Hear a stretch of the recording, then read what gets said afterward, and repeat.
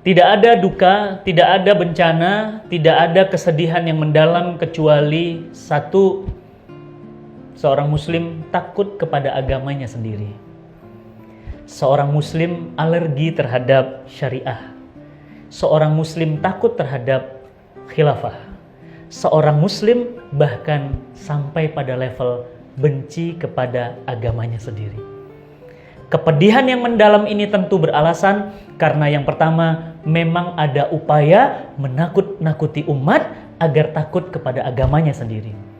Yang kedua, karena memang umat Islam enggan belajar Islam.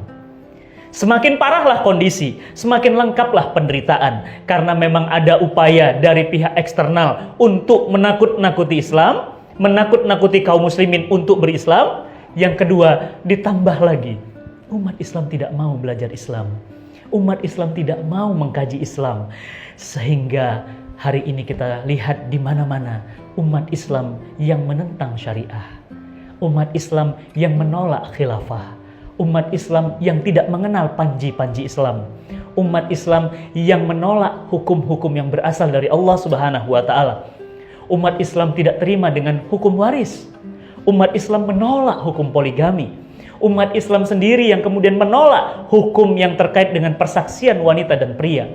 Umat Islam sendiri yang tidak setuju terhadap larangan presiden wanita dan seterusnya.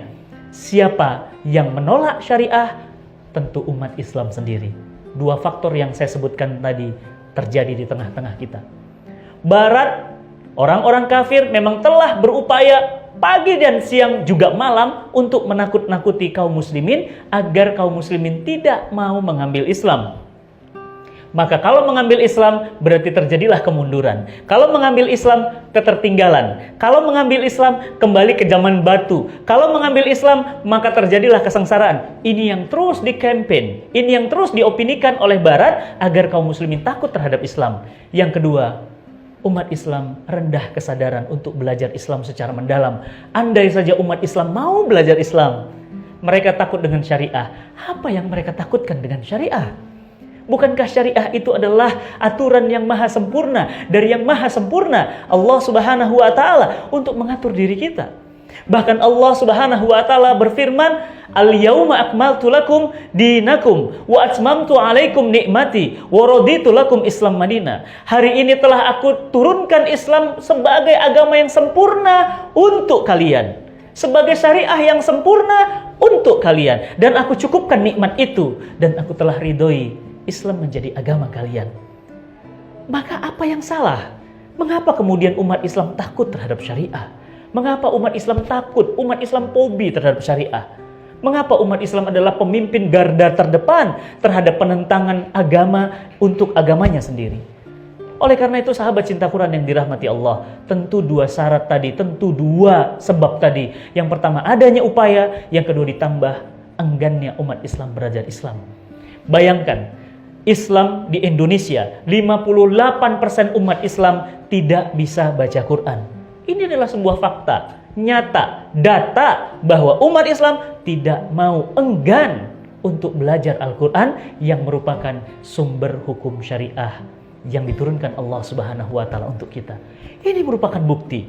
Oleh karena itu sahabat cinta Quran yang dirahmati Allah, tidak ada lagi yang bisa menghambat, menakut-nakuti umat Islam jika memang kita sendiri yang memiliki antibodi yang kuat, memiliki daya tahan tubuh yang kuat, yakni jika kita belajar Islam secara benar, maka opini apapun yang masuk kepada kita tentu akan otomatis tertolak karena kita sudah memahami agama yang sempurna ini. Maka sahabat cinta Quran yang dirahmati Allah, tidak pantas seorang mukmin takut terhadap syariahnya sendiri. Sangat tidak lumrah, bahkan tidak bisa dimaklumi seorang muslim bahkan menentang, bahkan dikatakan kami adalah orang yang pertama kali akan menentang jika syariat Islam diwujudkan. Tapi nama mereka Ahmad, nama mereka Muhammad, nama mereka Ulil, nama mereka Gunawan Muhammad, nama mereka Lutfi Saukani, nama mereka nama-nama muslim. Akan tetapi mereka adalah orang yang terdepan menghalangi diterapkannya hukum-hukum Allah untuk mengatur kehidupan manusia. Maka sahabat cinta Quran yang dirahmati Allah, tidak ada pilihan bagi kita. Yang pertama, untuk terus belajar Islam lebih dalam, lebih semangat, dan terus mengkajinya semakin dalam dan semakin bersemangat.